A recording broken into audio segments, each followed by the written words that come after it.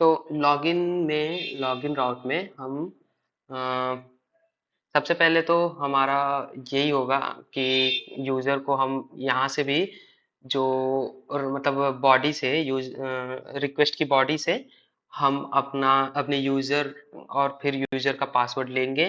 And उसके बाद हम क्या करेंगे, फिर उसके बाद हम लोग ट्राई एंड कैच ब्लॉक लगाते हैं।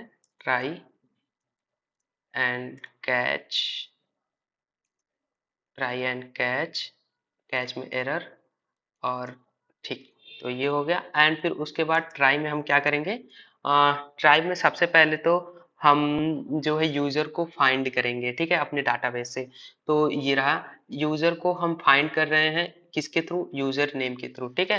तो इस यूजर नेम के थ्रू हम अपने यूजर को फाइंड कर रहे हैं। अगर यूजर मिल गया तो देखिए await find user dot find one, और कैसे फाइंड कर रहे हैं, यूजर नेम के थ्रू, ठीक है। तो यूजर अगर मिल गया तो उसको यूजर के इस वेरिएबल में स्टोर करवा देंगे।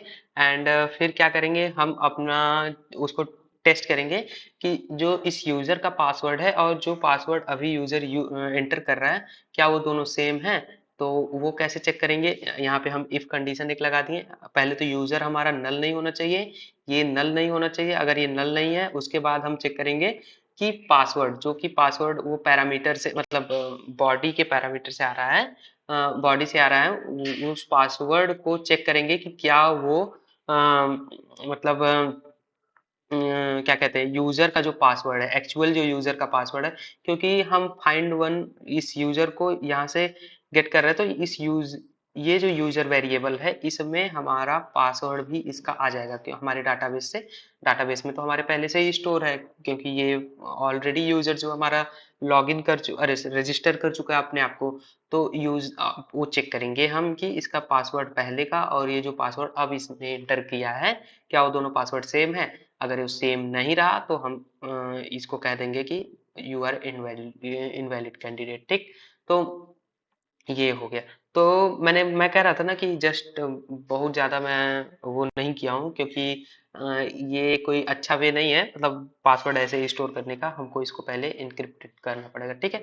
तो जस्ट ऐसे ही मैं समझाने के लिए मैं कर दिया हूँ। ये आपकी जिम्मेदारी है कि आप इसको इनक्रिप्ट वगैरह करें, ठीक है। और ये जो कैच एरर कर रहे हैं हम लोग, यहाँ पे भी इसको डाल देते हैं, और ठीक है। तो ये हो गया। अब क्या करेंगे, अब हम अपने JWT का यूज करेंगे। कैसे यूज करेंगे उसको, तो सबसे पहले तो हमको एक क्या कहते हैं, अपना JWT का टोकन, मतलब JWT की बनानी होगी, ठीक है। तो वो कैसे बनाएंगे हम, JWT एक कॉन्स करके एक की बना देंगे, इसमें योर सीक्रेट की या फिर आप कुछ भी अपना लिख सकते हैं, ठीक है। तो ये आइडेंटिकल होनी चाहिए, ठीक है, ये हमेशा आप पूरे प्रोजेक्ट में आइडेंटिकल होनी चाहिए। इसी का यूज करके हम लोग मतलब वेरीफाई करने के लिए जो हम कोड भेजेंगे, JWT टोकन भेजेंगे, इसी का यूज करके भेजेंगे, ठीक है। तो ये हो गया। एंड इसको मैं काम करता हूँ, इसको यहाँ से हटाकर, इसको यहाँ से हटाकर अ, मैं यहाँ पर रख देता हूँ, ठीक है, सबसे ऊपर डाल देता हूँ उसको। ओके, तो अब हम यहाँ पे इस मतलब फाइल में कहीं भी यूज कर सकते हैं इसको, ठीक है। तो और ये पेलोड क्या है, ये पेलोड हमारा जो हमारी की बनेगी, उस की के अंदर ये दोनों इंफॉर्मेशन जाएंगी, ठीक है। तो वो की कैसे बनाना है वो भी मैं आपको दिखा देता हूँ, बता देता हूँ।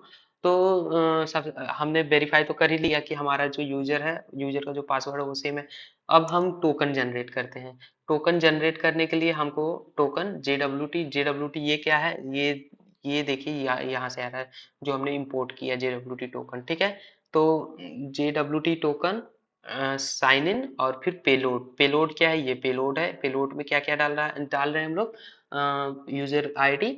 यूजर आईडी कहाँ से मिल रही है, यूजर आईडी हमारे हमको डाटाबेस से मिल रही है, क्योंकि MongoDB जितने भी आइटम सेव करता है उनकी एक पर्टिकुलर आईडी अपने से जनरेट करके दे देता है हमको, ठीक है। और फिर उसके बाद JWT की ये कहाँ से आ रही है, ये जो अभी मैंने यहाँ पे लगाया ले जाकर, ये क्या रहेगा, ये योर सेक्रेट की रहेगा, ये अपना आप डाल सकते हैं, कोई भी यहाँ पे कुछ भी डाल दीजिए।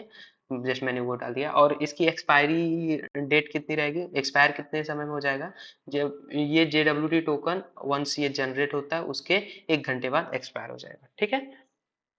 और फिर हम लोग क्या कर दे रहे हैं रिस्पॉन्स में, अपने रिस्पॉन्स में हम लोग स्टेटस कोड 200 के साथ अपने टोकन को सेंड कर दे रहे हैं, ठीक है। तो इतना सब कुछ हो गया, एंड अब हम क्या करते हैं, पहले इतनी चीज को टेस्ट करते हैं कि इतनी चीजें हमारी सही से वर्क कर रही हैं या फिर नहीं, उसके बाद फिर हम वेरीफाई करके देखेंगे, ठीक है।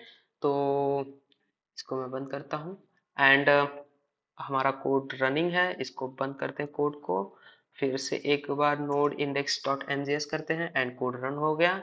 और यहाँ पर थंडर क्लाइंट में चलते हैं हम लोग, thunder client, and new request create करते हैं,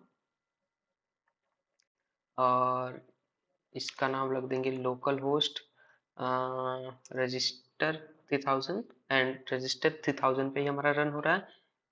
इसका ये जो एंड पॉइंट है वो एंड पॉइंट आई थिंक यही है, कोई दिक्कत नहीं है।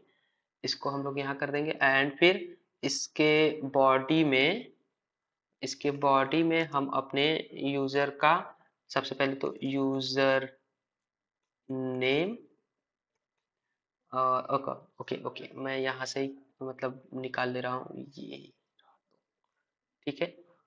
जो ये मतलब अगर गड़बड़ हो जाता तो अभी ये नहीं लेता, ठीक है। तो मतलब स्पेलिंग अगर मिस्टेक होती तो इसको मैं स्ट्रिंग में कन्वर्ट करता हूँ, पासवर्ड को ही, ओके। ये थोड़ा सा गैप, इसको हटाते हैं, एंड फिर हम अपना यहाँ पे यूजर नेम डालते हैं, NVNEET,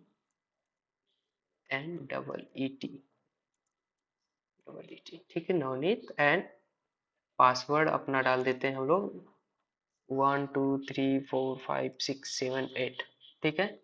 एंड ये हो गया हमारा पासवर्ड, और इसको यहाँ से हटा देते हैं, ठीक है। तो ये हो गया।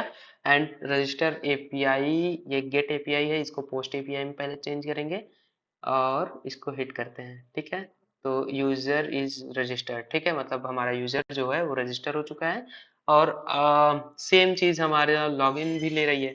तो लॉगिन का क्या राउट है, लॉगिन राउट, ठीक है। तो अब हम लॉगिन करके चेक करते हैं कि हमारा यूजर जो है वो लॉगिन हो पा रहा है या नहीं। तो इसको लॉगिन करते हैं, एंड फिर इसके बाद हम यहाँ पे, ओके, तो हमें हमारा टोकन भी मिल रहा है, ठीक। एक बार मैं टेस्ट करता हूँ सब कुछ सही चल रहा है, ठीक है। तो हाँ, ये हमारा टोकन मिल गया। अब हमको क्या करना है, अपने टोकन को वेरीफाई करना है, ठीक है। तो वेरीफाई टोकन हम लोग करते हैं,